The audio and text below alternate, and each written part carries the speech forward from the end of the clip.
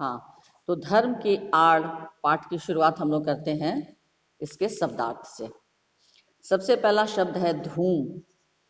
धूम शब्द को तो हम लोग चलती फिरती बोलचाल की भाषा में प्रयोग करते हैं कि आज सड़क पर धूम मची हुई है ना। बच्चे जो हैं बड़े उत्साह से रंग बिरंगे कपड़े पहनकर बहुत धूम मचा रहे हैं। तो धूम का शाब्दिक अर्थ होता है उल्लासपूर्ण चहल पहल।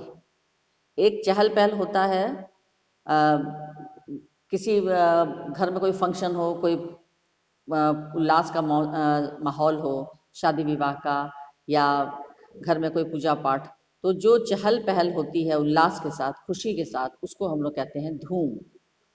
उत्पात का अर्थ है उपद्रव या खुराफात। मेरी आवाज़ सुनाई दे रही है बच्चों? हेलो। उत्पात करना यानी उपद्रव मचाना। जिद, हठ, जिद करना यानी हठ करना। ईमान, ईश्वर पर विश्वास, सच्चाई, नियत, ये आपका ईमान का अर्थ होता है। उबल पड़ना, उबल पड़ना यानी क्रोध से उबल पड़ना, आपे से बाहर होना। यथार्थ, जैसा होना चाहिए ठीक वैसा। वाजिब, उचित या सत्यपूर्वक। जाहिल, मूर्ख, गंवार, अनपढ़। सुगम, आसान। वाजिब, उचित, उपयुक्त, यथार्थ। बेजा, बेजा का अर्थ होता है गलत या अनुचित। पाश्चात्य, पश्चिमी देशों का। अट्टालिकाएं, ऊंचे ऊंचे मकान या प्रासाद। प्रयत्न, कोशिश, चूसे जाते रहें, इसका अर्थ होगा अनुचित रूप से शोषित किए जाते रहें। चूसना उसको कहते हैं हम लोग, यानी अनुचित रूप से किसी का शोषण जो किया जाता है, एक्सप्लॉयटेशन जो किया जाता है, उसको कहते हैं कि चूसे जाना। यानी आप लोग सुनते होंगे कि बड़े बड़े फैक्ट्रियों में, कारखानों में मजदूरों का खून चूस लिया जाता है। तो चूसे जाने का अर्थ होता है अनुचित रूप से किसी का शोषण करना। अवस्था, हालात या दशा। साम्यवाद, कार्ल मार्क्स द्वारा प्रतिपादित राजनीतिक सिद्धांत जिसका उद्देश्य विश्व में वर्गहीन समाज की स्थापना करना है। बोल्शेविज्म, सोवियत क्रांति के बाद लेनिन के नेतृत्व में स्थापित व्यवस्था। हीन, तुच्छ या नगण्य, धनाढ्य, धनवान या दौलतमंद। स्वार्थ सिद्धि, अपना स्वार्थ पूरा करना। अनियंत्रित, जो नियंत्रण में न हो या मनमाना। धूर्त, छली या पाखंडी। भीषण, भयानक, डरावना, विकट, बहुत बुरा। दृढ़ता, मजबूती। उद्योग, श्रम, यत्न। नित्य, निरंतर, प्रतिदिन, हर रोज। उपासना, आराधना, भक्ति। मार्ग, रास्ता या पथ। खिलाफत यानी खलीफा का पैगंबर या बादशाह का प्रतिनिधि होना। मजहबी, धर्म विशेष से संबंध रखने वाला, उसको कहते हैं मजहब यानी धर्म। तो धर्म विशेष से जो संबंध रखता है उसको कहते हैं मजहबी। प्रपंच, छल कपट से भरा हुआ कार्य। सर्वत्र, सब जगह। स्वरूप, अपनी आकृति, अपनी विशेषता, स्वभाव, प्रकार। तत्व यानी सार। उदार, महान, दयालु, ऊंचे दिल वाला। ऐतराज, आपत्ति। भलमनसाहत, सज्जनता, सराफत। कसौटी, परख या जांच। आचरण, चरित्र, व्यवहार, चाल चलन, नियम। ला मजहब, जिसका कोई धर्म मजहब ना हो, नास्तिक। कायम, स्थिर या स्थायी या ठहरा हुआ। तो ये थे शब्दार्थ। शब्दार्थ भी आप लोग याद रखेंगे। तो अब हम लोग शुरुआत करते हैं प्रश्न उत्तर की। एक दो पंक्तियों में जो प्रश्न होते हैं ये अक्सर 1 नंबर के लिए ही पूछे जाते हैं, और 25 से 30 शब्दों में जो उत्तर है वो 2 नंबर और या फिर 3 नंबर। तो पहले ध्यान से आप लोग सुनिए प्रश्न और उसका उत्तर आप लोग देंगे। अगर आता है, सही गलत जो भी आता है, लेकिन बोलेंगे जरूर। पहला प्रश्न है कि आज धर्म के नाम पर क्या क्या हो रहा है, बताइए। आज धर्म के नाम पर क्या क्या हो रहा है? जो भी आपको समझ में आता है जवाब दीजिए। हाँ, बोलिए। आज धर्म के नाम पर क्या क्या हो रहा है? कोई भी बच्चा जल्दी जवाब दो। क्या हुआ सब लोग कुछ? हाँ बोलो।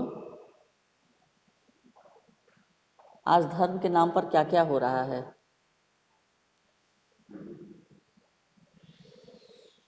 हाँ।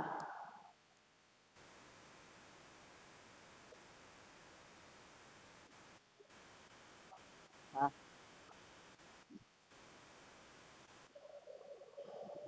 नहीं बेटा, वो उदाहरण देने की जरूरत नहीं है। सिंपल लिखना है कि आज धर्म के नाम पर सांप्रदायिक दंगे हो रहे हैं। सांप्रदायिक यानी धर्म के नाम पर धार्मिक धर्म को लेकर जो दंगा हो रहा है। संप्रदाय यानी एक संप्रदाय वाले, जैसे हिंदू मुस्लिम, या हिंदू धर्म को मानने वाले, मुस्लिम धर्म के मानने वाले, अलग अलग संप्रदायों के मानने वाले हैं। तो ये लोग आपस में दंगे कर रहे हैं। एक छोटी सी बात को भी लेकर ये लोग अड़ जाते हैं, पर अड़ जाते हैं, और लोगों को एक दूसरे के प्रति घृणा या नफरत की भावना रखनी सिखाई जा रही है। तो ये धर्म के नाम पर हिंदुओं को कहा जाता है कि ये मुस्लिम जो है विश्वसनीय नहीं है, इनसे अलग रहो, दूर रहो। मुस्लिम हैं जो हिंदुओं से, यानी छोटी छोटी आपसी वैमनस्य की भावना जो है वो धार्मिक रूप ले लेती है, और धार्मिक रूप जो है आपसी वैमनस्य की का रूप ले लेता है। ये आपस में लोगों को जो है वो फूट डालना, ये जो है, लेकिन ये पढ़े लिखे लोग जो हैं वो सीधे साधे लोगों को, रमुआ और जो तुम बता रहे हो, तो ये इस पाठ में दो उदाहरण दिया हुआ है।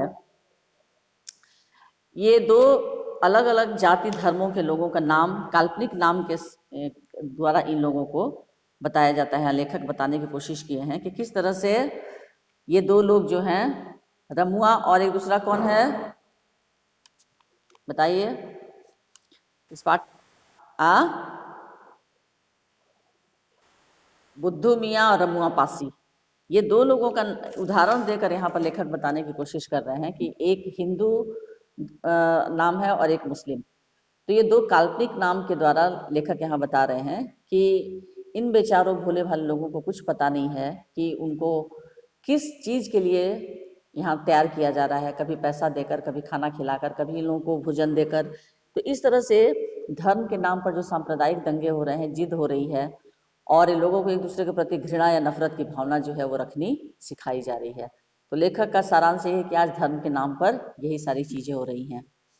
धर्म के व्यापार को रोकने के लिए क्या उद्योग होने चाहिए? यहाँ उद्योग से अर्थ है क्या काम होने चाहिए। किस तरह से धर्म को व्यापार बना दिया गया है, तो उस व्यापार को रोकने के लिए कौन सा कार्य करना चाहिए? इसका आंसर कोई बताएगा? कैसे हाँ, कैसे रोका जा सकता है, बताओ।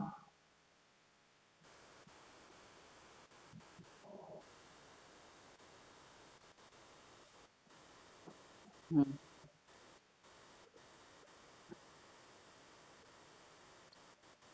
करना चाहिए। हाँ, वेरी गुड। यानी धर्म के व्यापार को रोकने के लिए साहस और दृढ़ता, यानी साहस दिखाना होगा और दृढ़ता के साथ कायम रहना होगा। दृढ़ता का मतलब होता है कि एकदम मजबूती के साथ कायम रहना।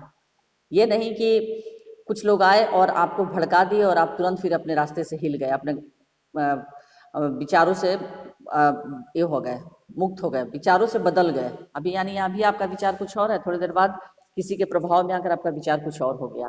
तो लेखक क्या कर रहे हैं कि नहीं, तो धर्म के इस व्यापार को रोकने के लिए साहस और दृढ़ता का परिचय देना होगा, और साहस और दृढ़ता के साथ इसका विरोध करना पड़ेगा। तभी ये हमारे देश में, समाज में जो धर्म को व्यापार बना कर रखे हैं कुछ पढ़े लिखे लोग, जो ऐसा लगता है कि धर्म उन्हीं की बदौलत चल रहा है, तो इसका दृढ़ता के साथ और मजबूती के साथ, साहस के साथ विरोध करना पड़ेगा। नेक्स्ट है, लेखक के अनुसार स्वाधीनता आंदोलन का कौन सा दिन सबसे बुरा था? लेखक के अनुसार। हम्म।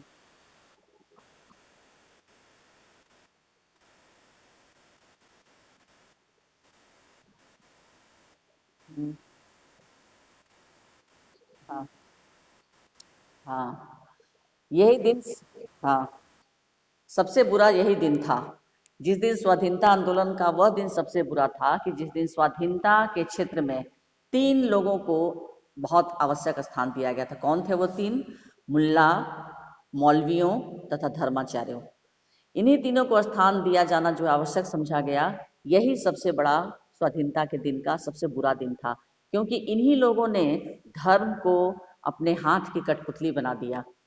ये इन तीनों लोगों ने, मुल्लाओं ने, मौलवियों ने और धर्माचार्यों ने मिलकर मंदिर मस्जिद का जो खेल है शुरू किया, हिंदू मुस्लिम का जो खेल है, और मंदिर तोड़ो मस्जिद तोड़ो, मंदिर तोड़कर मस्जिद बनाओ, मस्जिद तोड़कर मंदिर बनाओ, ये सारी जो भावनाएं लोगों के मन में भरने का काम ये इन्हीं लोगों ने किया।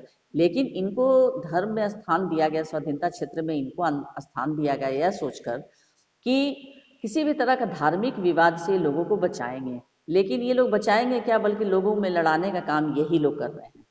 आई बात समझ में? तो इसलिए लेखक कहते हैं कि स्वाधीनता आंदोलन का यही दिन सबसे बुरा था, जिस दिन ये मुल्ला, मौलवी और धर्माचार्यों को स्थान दिया गया।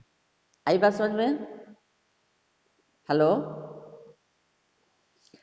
साधारण से साधारण आदमी तक के दिल में क्या बात अच्छी तरह घर कर बैठी है। घर कर बैठना मतलब अच्छी तरीके से दिमाग में और मन में बैठ जाना किसी बात को।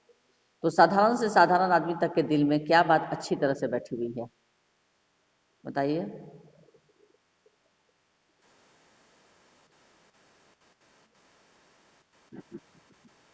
हम्म, हाँ, ये साधारण से साधारण आदमी जो धर्म के बारे में जिसको कोई जानकारी नहीं है, कुछ नहीं जानता है, लेकिन उसके भी मन में इस बात को अच्छी तरह से बैठा दी गई है कि तुम देखो हिंदू धर्म के हो और तुम मुस्लिम धर्म के हो, तुम्हारे धर्म पर यदि कहीं से किसी तरह की कोई कोई आघात करे या प्रहार करे तो तुमको कुछ नहीं करना है, या तो जान दे देना है या फिर जान ले लेना है। सोचिए उनके दिमाग में इस बात को कितने मतलब भर दिया जाता है कि बिना कुछ जाने पीछे, बिना आगे पीछे सोचे, बिना किसी बात की तह तक पहुंचे हुए तुमको कुछ नहीं करना है, सिर्फ धर्म के नाम पर और ईमान के नाम पर अपने प्राण तक दे देना है। इस तरह से तैयार किया जाता है ये धार्मिक भेदभाव। ठीक है। नेक्स्ट है, धर्म के स्पष्ट चिन्ह क्या है। धर्म के स्पष्ट चिन्ह क्या है, बताइए। ये सब शॉर्ट आंसर है, एक दो पंक्ति वाला आंसर है, यानी एक नंबर में ये सारे प्रश्न आ सकते हैं। टू द पॉइंट बताइए कि धर्म के स्पष्ट चिन्ह क्या है। हाँ, सदाचार, शुद्ध आचरण, एक साथ लिखिए, शुद्धाचरण और एवं सदाचार, ये दो ही हैं धर्म के स्पष्ट चिन्ह हैं। ठीक है। तो आपके ये 5 प्रश्न जो हुए, एक दो पंक्तियों वाले अति संक्षिप्त, दूसरा है 25 से 30 शब्दों वाले, इसको आपको 2 नंबर या 3 नंबर, थोड़ा सा बड़ा लिखेंगे तो 3 नंबर में भी इसका मिल सकता है मार्क्स इसमें। कि चलते पुर्जे लोग धर्म के नाम पर क्या करते हैं, चलिए इसके बारे में बताइए। चलते पुर्जे लोग धर्म के नाम पर क्या करते हैं, बोलो कोई। आंसर मुझे लगता है कि मैंने लिखवा दिया है, क्या लिखवाया है नहीं, बताओ। हाँ तो फिर, हाँ बोलो।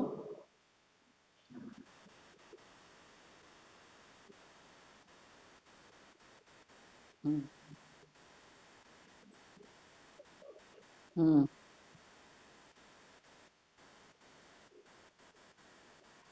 हम्म।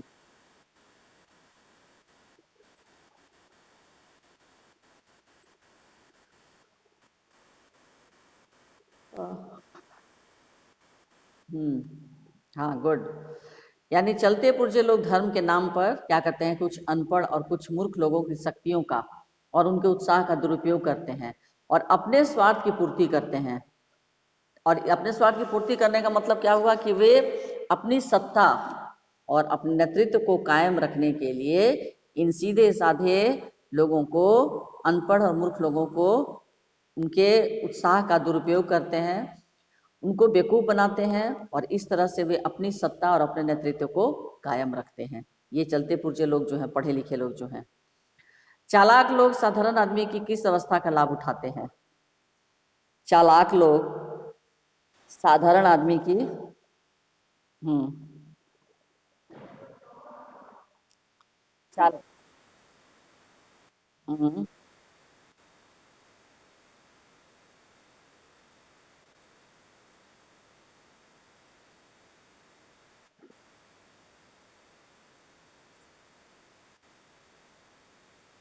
हाँ, यानी चालाक लोग जो हैं वो साधारण आदमी की धर्म के प्रति जो उनकी आस्था है, उसके उसका लाभ उठाते हैं।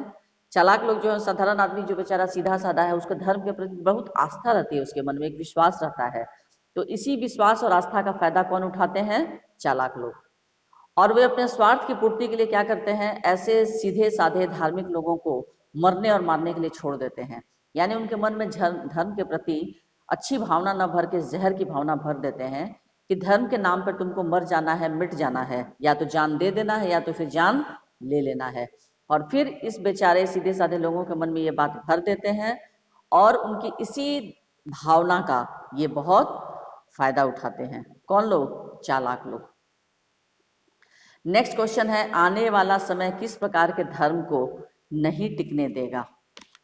आने वाला समय किस प्रकार के धर्म को नहीं टिकने देगा? बताइए।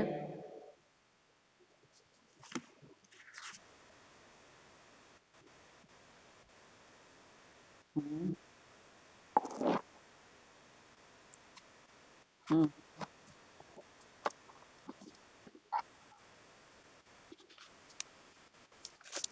रिश्वत नहीं, रिश्वत देना। रिश्वत मतलब किसी को, हाँ,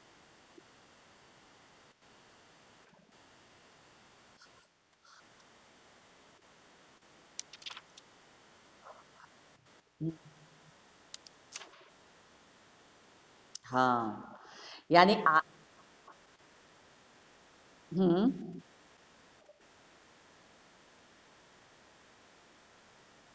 हाँ, यानी आने वाला समय से बच्चों सीधे साधा इसका साधारण अर्थ हो गया आने वाला समय। यानी वो समय जा चुका है, वो समय बीत चुका है जब अनपढ़ लोगों को, बेवकूफ़ लोगों को, ये पढ़े लिखे लोग जो हैं, धार्मिक लोग जो हैं, उनके सीधापन का, उनके मूर्खता का भरपूर फायदा उठाते थे और अपने स्वार्थ की पूर्ति करते थे। लेकिन अब लेखक क्या कह रहे हैं कि आने वाला समय यानी दिनों दिन लोग जो हैं वो अपने धर्म के प्रति, अपने व्यवहार के प्रति, अपने विचार के प्रति बहुत सजग होते जा रहे हैं। अब लोगों को, सीधे साधे लोगों को भी या कम पढ़े लिखे लोगों को भी आसानी से बेवकूफ़ बनाना बहुत कठिन होगा, क्योंकि अब ये लोग धीरे धीरे जागरूक हो रहे हैं, लोगों में जागरूकता भी आ रही है। तो इस तरह से जो आने वाला समय है, अब धर्म को इस प्रकार के, यानी छल, ऐसा धर्म जो लोगों को ठगता है, जो लोगों को बेवकूफ़ बनाता है, इस तरह के धर्म को अब टिकने नहीं देगा। यानी आने वाला समय उन पाखंडियों और ढोंगियों के धर्म को नहीं टिकने देगा जो धर्म के नाम पर क्या दिखाते हैं कि हमें 5 बार नमाज अदा करते हैं। जो लोग जो हर जो प्रतिदिन मंदिर में बैठकर 2-2 घंटे पूजा पाठ करते हैं, और ये सब करने के बाद, नमाज अदा और पूजा पाठ करने के बाद दिन भर बेईमानी करते फिरते हैं और धर्म के प्रति दिखावा मात्र करके लोगों को आपस में लड़वाते हैं। तो लेखक कह रहे हैं कि आने वाला समय जो है अब इस तरह का कार्य लोगों को करने नहीं देगा, क्योंकि लोग धीरे धीरे जागरूक हो रहे हैं। और इस तरह के जो तथाकथित लोग हैं, जो धर्म को अपना, धर्म के अपने आप को ठेकेदार मानते हैं, ऐसे लोगों की स्वार्थ सिद्धि जो है वो धीरे धीरे कम होने लगेगी, क्योंकि लोग जो है वो जागरूक हो रहे हैं और ऐसे ढोंगियों के व्यापार को लोग अब ज़्यादा दिनों तक टिकने नहीं देंगे। आई बच्चों बात समझ में? हाँ। नेक्स्ट, कौन सा कार्य देश की स्वाधीनता के विरुद्ध समझा जाएगा? कौन सा कार्य देश की स्वाधीनता के विरुद्ध बोलो। हम्म, हाँ,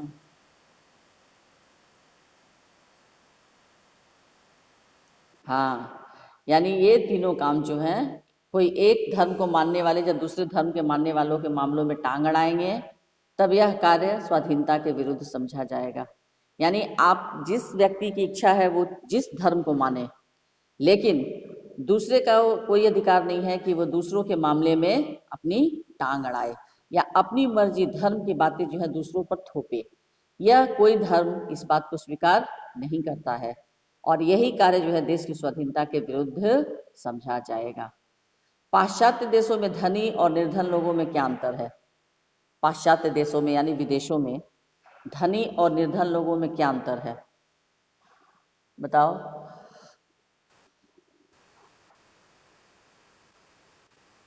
हाँ।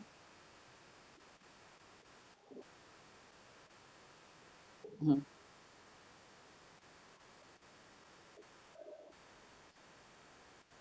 हम्म।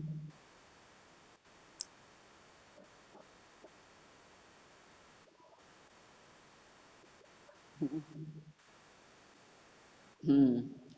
यानी पाश्चात्य देशों में क्या होता है कि धनी और निर्धन में बहुत फर्क होता है, और पाश्चात्य देशों में नहीं बल्कि अपने देशों में भी बच्चों ये बात है कि यहाँ भी अमीर गरीब के बीच में एक बहुत बड़ी खाई है, और इसी खाई के दोनों तरफ, ये एक तरफ अमीर और एक तरफ गरीब रहते हैं।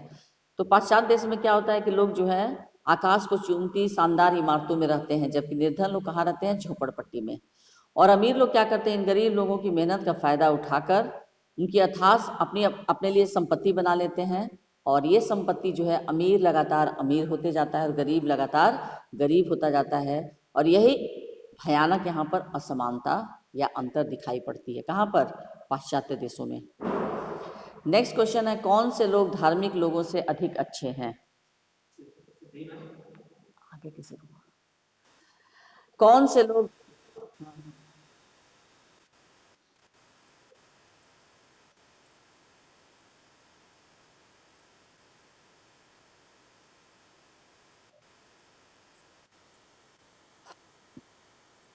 हम्म।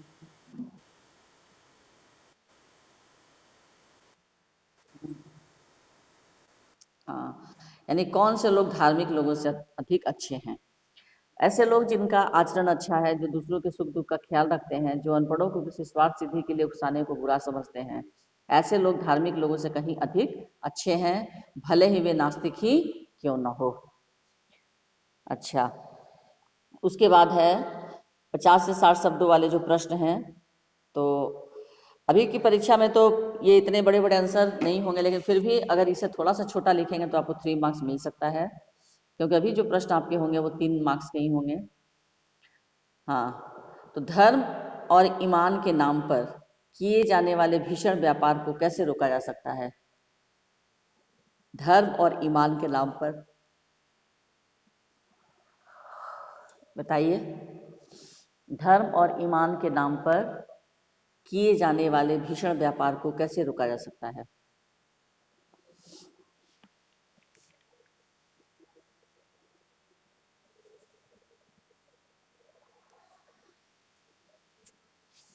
बोलो।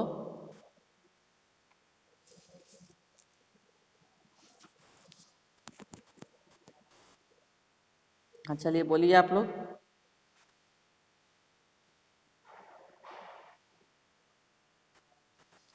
हाँ।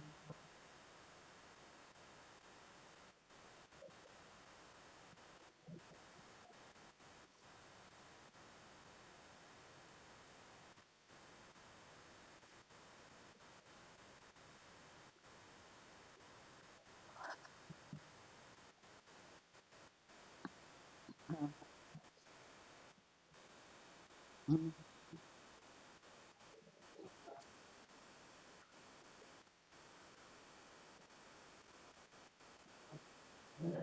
हो गया।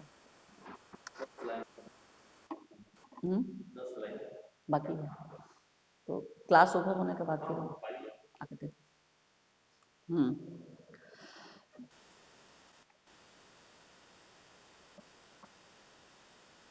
हम्म। हाँ, यानी धर्म और ईमान के नाम पर जो भीषण व्यापार हो रहा है उसको रोकने के लिए क्या काम करना चाहिए? तो इसमें बहुत सारे लोगों को मिलकर, धर्म को लोग क्या किए हैं आजकल, बिजनेस बना लिए हैं। देखे हो मंदिरों में जाते हो तुम लोग? हाँ, कि धर्म के नाम पर क्या किया जाता है? शोषण किया जा रहा है।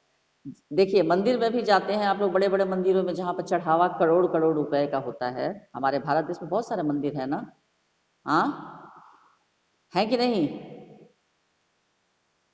कौन कौन कौन से मंदिर हैं बताइए, जिसमें आप लोग न्यूज में भी देखते होंगे।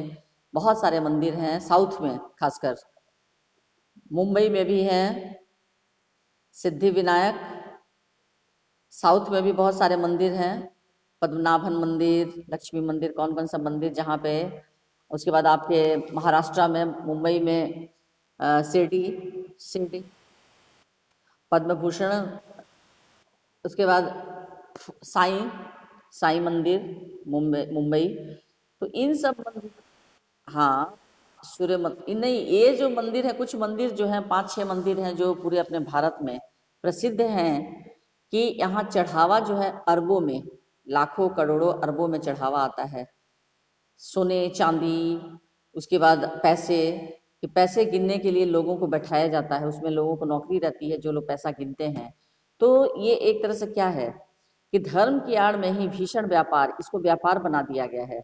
और यह व्यापार यदि भारतवर्ष में नहीं रुका, कहीं विदेशों में जाकर आप देखिए इस तरह का व्यापार नहीं है, लेकिन अपने भारत में धर्म के नाम पर इतने व्यापार हो रहे हैं।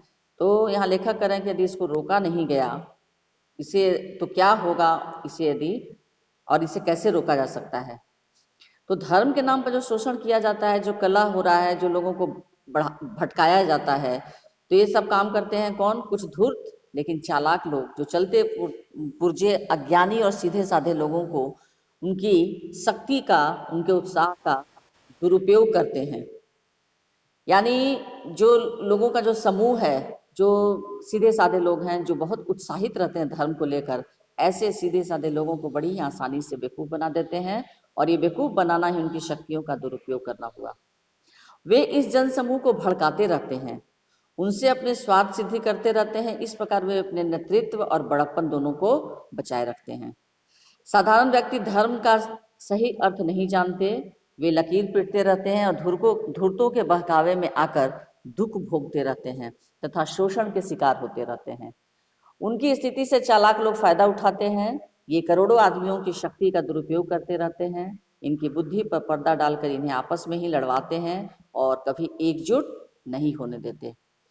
धर्म तथा ईमान के नाम पर किए जाने वाले इस भीषण व्यापार को रोकने के लिए साहस तथा दृढ़ता के साथ प्रयास किया जाना चाहिए।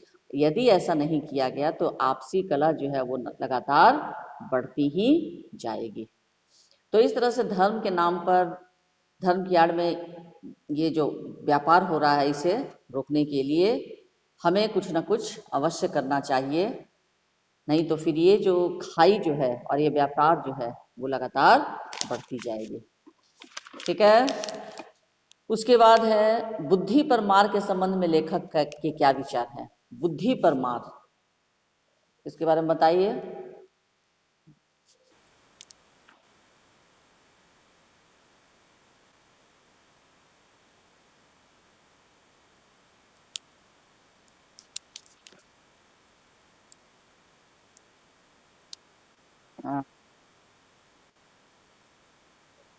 हाँ, इसमें है कि बुद्धि की मार, यानी आर्थिक शोषण से भी अधिक खतरनाक होता है मानसिक शोषण। यहाँ बुद्धि पर मार का तात्पर्य क्या है? मानसिक शोषण। आर्थिक स्तर पर जो शोषण होता है उससे व्यक्ति का बाहरी पक्ष प्रभावित होता है। यानी यदि किसी को आर्थिक स्तर पर, यदि किसी को मान लीजिए पैसा है और उस पैसे को हम खर्च करवा देते हैं, बर्बाद करवा देते हैं, या पैसा को कोई लूट लेता है, तो क्या होता है? उससे व्यक्ति का बाहरी जो उसका पक्ष जो है वो प्रभावित होता है, लेकिन उसकी आत्मा जो है वो स्वच्छ बनी रहती है, क्योंकि बेचारा आत्मा से वो दुखी तो हो जाएगा कि वो मेरा पैसा कोई ठग लिया, हमसे चोरी कर लिया, लेकिन उसका आंतरिक पक्ष जो है वो स्वच्छ रहेगा। ठीक इसके विपरीत मानसिक शोषण जो है वो व्यक्तित्व के आंतरिक पक्ष को दुष्प्रभावित करता है। यदि कोई मानसिक रूप से बीमार हो गया, मेंटली अगर कोई दुष्प्रभावित हो गया, मान लीजिए किसी के दिमाग में गलत बात को कोई फीड कर दिया, भर दिया कि धर्म के प्रति मरना, मारना, जान लेना बहुत ही आवश्यक है, बहुत ही ज़रूरी है, नहीं तो तुम्हारा हिंदू धर्म खतरे में पड़ जाएगा। इसी तरह से मुसलमानों को यदि ये समझाया जाए, उनके छोटे छोटे बच्चों को बचपन से ही अगर ये शिक्षा दी जाए कि तुमको बड़े होकर अपने धर्म की रक्षा करना है, और इसके लिए आप लोग देखते होंगे कि छोटे छोटे बच्चों को मानव बम में तब्दील कर दिया जाता है। बच्चों सुने हो? हाँ, छोटे छोटे बच्चों को लोग ट्रेनिंग देते हैं बंदूक चलाने की, उसके बाद मानव बम में इनको तब्दील करके, ये सब क्या है? एक तरह से उनके मानसिक विकास को उनके आंतरिक पक्ष को ये पढ़े लिखे लोग जो हैं वो प्रभावित कर देते हैं और पूरा एकदम दिमाग जो है वो अपने क्लच में कर लेते हैं। वो जो चाहते हैं छोटा बच्चा या बड़ा व्यक्ति भी सीधा साधा जो है वो करता है उन्हीं के अनुसार। तो व्यक्ति का मस्तिष्क एवं उसकी आत्मा दोनों की स्थिति दयनीय हो जाती है। व्यक्ति जो है अपना विवेक अपनी बुद्धि खो देता है और निम्न स्तर की अमानवीय गतिविधियों में पूरी तरह से लिप्त हो जाता है। उसकी सोचने समझने की सारी शक्ति खत्म कर दी जाती है। अमीरों द्वारा गरीबों का शोषण किए जाने को लेखक कहता है कि बुरा है। वह स्वीकार करता है कि धन की मार बुरी होती है। निर्धनता व्यक्ति को अनेक गलत कार्य करने के लिए विवश कर देती है, लेकिन इसके बावजूद धन की मार से अधिक बुरी होती है बुद्धि की मार, क्योंकि बुद्धि की मार से व्यक्ति का विवेक नष्ट हो जाता है तथा उसमें पशुता के गुण आ जाते हैं। ऐसे व्यक्ति की मानवीयता मनुष्यता ही नष्ट हो जाती है और वह सच्चे मनुष्य की श्रेणी से बाहर निकल जाता है। ठीक है। उसके बाद है धर्म के संबंध में गांधी जी के विचारों पर प्रकाश डालिए। धर्म के संबंध में गांधी जी के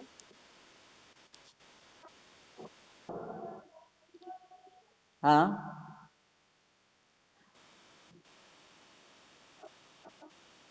हाँ हम्म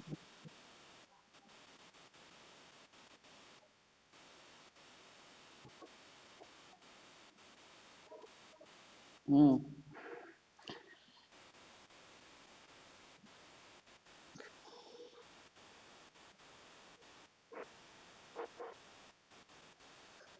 हाँ, यानी गांधी जी के धर्म की परिभाषा बिल्कुल अलग थी। उनका धर्म जो है शुद्ध पवित्र भावनाओं से परिपूर्ण था, जिसमें लोक कल्याण तथा सदाचारी भावनाएं थी। वे सत्य और अहिंसा को परम धर्म मानते थे। उनके अनुसार धर्म उदारता की रक्षा करता है, इसलिए धर्म में केवल ऊंचे और उदार विचारों को ही स्थान मिलना चाहिए। यानी धर्म के संबंध में गांधी जी के यही विचार थे। ठीक है। नेक्स्ट है नास्तिक व्यक्तियों का आचरण अच्छा कैसे है। यानी नास्तिक यानी कौन से लोग, जो लोग ईश्वर को नहीं मानते, ऐसे लोगों को हम लोग क्या कहते हैं, नास्तिक। तो लेखक कह रहे हैं कि नास्तिक व्यक्तियों का आचरण कैसे अच्छा है, क्योंकि ऐसे लोग क्या होते हैं जो ईश्वर को नहीं मानते या किसी धर्म को नहीं मानते, किंतु उनका आचरण अच्छा होता है, उनका व्यवहार अच्छा होता है, क्योंकि ऐसे लोग जो है मानवता से प्रेम करते हैं और दूसरे लोगों के साथ अच्छा व्यवहार करते हैं और दूसरों के सुख दुख में उनका ध्यान रखते हैं। स्वार्थ की सिद्धि के लिए वे किसी का गलत उपयोग नहीं करते और दूसरे को धर्म के लिए लड़ाते उकसाते नहीं हैं। ऐसे ही लोग धार्मिक लोगों की अपेक्षा अधिक अच्छे होते हैं। ये दूसरों की सरलता एवं उनकी पवित्र भावना का मजाक नहीं उड़ाते और अपने स्वार्थ के लिए सीधे साधे लोगों को का शोषण भी नहीं करते। इसीलिए लेखक कहते हैं कि ये नास्तिक लोग जो है, नास्तिक व्यक्तियों का आचरण ज्यादा अच्छा है और ऐसे लोग ज्यादा अच्छे होते हैं। लेखक के अनुसार किस प्रकार नास्तिकों को धर्म के पाखंड से ईश्वर का अधिक प्रेम प्राप्त होता है। लेखक के अनुसार किस प्रकार नास्तिकों को धर्म के पाखंडियों से ईश्वर का अधिक प्रेम प्राप्त होता है। यानी लेखक कहते हैं कि धर्म का अर्थ ऊंचे तथा उदार विचारों से है।